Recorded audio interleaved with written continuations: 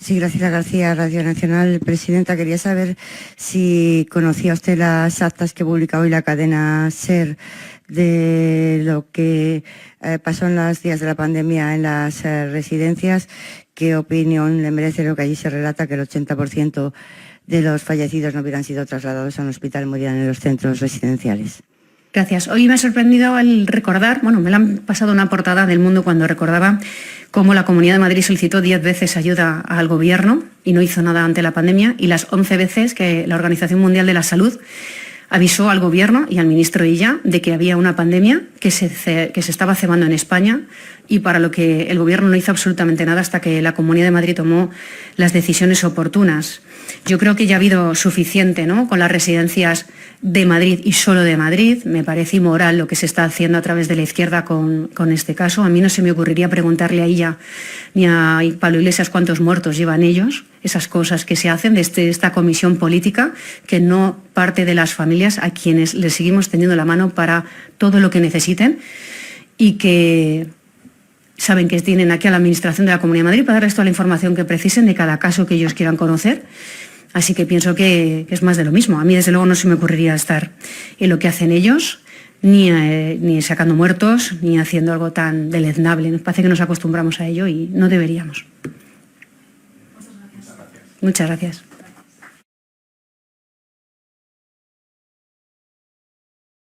Adelantábamos a las 8 de la mañana, el Gobierno de la Comunidad de Madrid está reclamando a las familias que perdieron a sus mayores durante la pandemia, mayores que estaban ingresados en residencias, está reclamando ahora a la Comunidad de Madrid el dinero de las plazas residenciales de marzo y de abril, en el pico de la pandemia. Entre 600 y 900 euros les está pidiendo. Una de las personas que ha recibido una de estas cartas de la Comunidad de Madrid es María de Álvaro. María, ¿qué tal? Muy buenos días. Hola, Ángeles, buenos días. ¿Qué tal, María? Cuéntanos primero, ¿cuándo recibiste la carta? Pues yo recibo la carta por correo postal certificada el pasado día 11 de marzo. Por correo postal certificado. ¿Y la carta qué dice? Sí. Y la carta se dirige a mí como heredera de mi padre para reclamarme el pago de las cuotas de la residencia en la que estaba ingresado del mes de marzo de 2020 hasta el mismo día que se murió, el 5 de abril. Y eso... Y está firmada la carta, sí, por el director general de Atención al Mayor y a la Dependencia, por Óscar Álvarez López. Y me decías que tu padre murió el 5 de abril, ¿no? Sí, mi padre se murió el día 5 de abril, allí en la residencia. Él estaba ingresado en la residencia de mayores del Ensanche de Vallecas, en Madrid. Sí, llevaba allí ingresado desde el 1 de octubre. Y murió sin recibir atención hospitalaria. Así es. Murió, pues igual, como todos sabemos, ¿no? Sin recibir ningún tipo de atención sanitaria ni por supuesto, una derivación al hospital. Uh-huh. ¿Qué pensaste o qué reacción tuviste cuando recibiste esta carta? Pues mira, esa misma tarde, Ángeles, mi primera reacción fue la de tirar la carta a la basura y la de decir, esto no me puede estar pasando a mí. O sea, que este director al mayor me escriba 4 años después, que es la noticia que no hemos tenido más noticias hasta ahora, ¿no? Para reclamarme 674 euros con 28 por la cuota de marzo y abril. Pues la primera reacción fue esa, decir, esto tiene que ir a la basura porque no puedo darle crédito.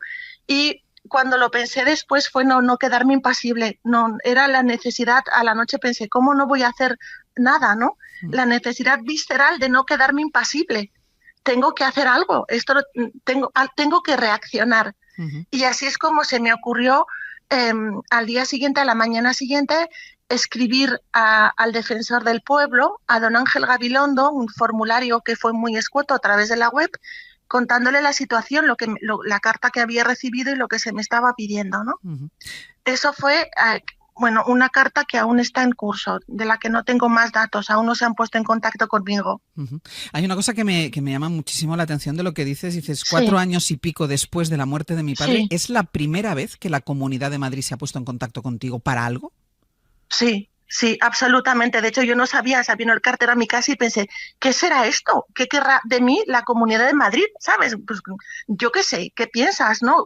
¿Será una multa o será alguna cosa así? Y cuando la abrí vi esto, no sé, es que no entiendo si quieres hacer esta barbaridad que has hecho, hazlo antes. Pero no tanto tiempo después, ¿no? Además que tampoco sé por qué hay este adeudo pendiente, ¿no? Porque los pagos se realizaban mensualmente a través de una domiciliación bancaria.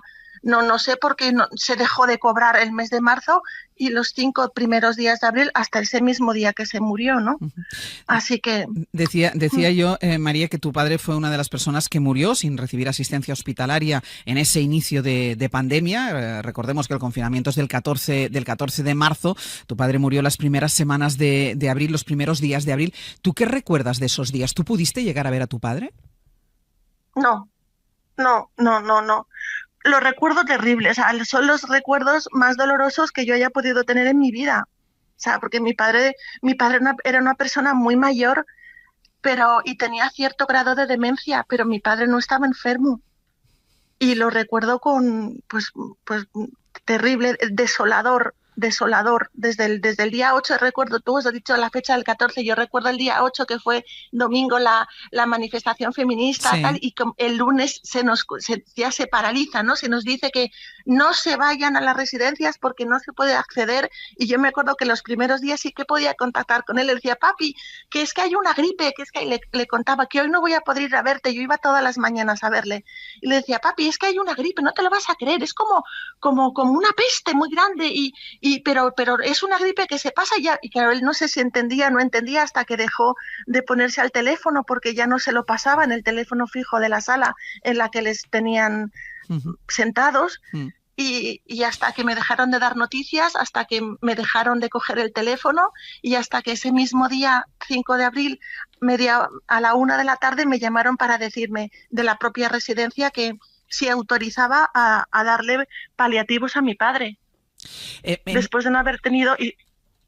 Sí. No, te iba a preguntar, en este proceso, hasta esta llamada que tú me estabas contando ahora, perdona que te he interrumpido, de que ya te llaman para comunicarte que le van a dar paliativos, ¿en algún momento te explican el por qué no lo llevan a un hospital, por qué no recibe atención médica? No, jamás, nunca. Nunca me cuentan. Yo les pedía, pero por favor, contadme, ¿qué está pasando? Están muy malitos, pero ha llegado el virus a la residencia. ¿Cuántas personas hay malitas? ¿Qué estáis haciendo? Nada, nunca. Si es que apenas se ponían, ni ninguna persona auxiliar. O sea, yo solamente llamaba cuando me cogían a una recepción. Por favor, ¿me podéis pasar a la sala de donde tienen a mi padre? Y bueno, a veces, las veces que tenía más suerte, se ponía mi padre directamente ya a hablar conmigo. No había ningún intermediario. Y yo decía, por favor, papi, pregunta que se ponga alguien, algún sanitario, algún médico que haya allí, algún responsable, y nunca se ponía nadie. Ahora, en realidad, lo que yo pretendía era hablar con él. Papi, cuéntame, que te cuento. O sea, sí. Las noticias eran de alegría en cuanto a, he podido hablar con él un día más, que a lo mejor hablé con él 3 o 4 días, nada más en esas semanas, hasta que ya dejé de hablar con él. Y después de hasta que ya nunca más pude contactar. Y después de su fallecimiento, ¿te han dado algún tipo de explicación? No, jamás, nunca, jamás, nunca. Ni la residencia, nunca. Ni nadie, ni las autoridades, nadie, nunca, jamás. Nunca. En este periodo de tiempo, ya mucho después, porque son unas declaraciones de no hace mucho tiempo, hemos escuchado a la presidenta de la Comunidad de Madrid diciendo que no los trasladaban porque se iban a morir igual. ¿Tú qué piensas cuando escuchas este tipo de declaraciones? Pues, ¿qué voy a escuchar, Ángel? Pues es repugnante y es desolador y es descorazonador y es terrible. Mira, yo sentí cuando recibí la carta, lo primero esa tarde la tiro a la basura, porque esto no es nada, sentí. Esto es como si el asesino de mi padre ahora me reclamara el dinero de la bala. O sea, la sensación es esa, es de repugnancia. De decir, ¿tú me puedes decir a mí a la cara esto? O sea, claro que lo dicen. Es muy triste. Y es repugnante, claro, y atenta tanto contra la ética de las personas buenas que hay en el mundo y contra la dignidad de las personas, pero sobre todo no la mía, sobre todo la de mi padre, que todavía 4 años después que estemos así, ¿no? Es terrible. Es evidente, María, que no vas a pagar ese dinero. ¿Cuánto era exactamente? Porque había hasta céntimos, ¿no? Sí, claro, la mensualidad de marzo más los 5 días exactamente hasta que se murió hace un total de 674,28 euros, que por supuesto no voy a pagar. O sea, así vaya a la cárcel, así la próxima entrevista que me hagas me significo, o sea, señores, no lo voy a pagar bajo ningún concepto. Así que hasta donde quieran llegar.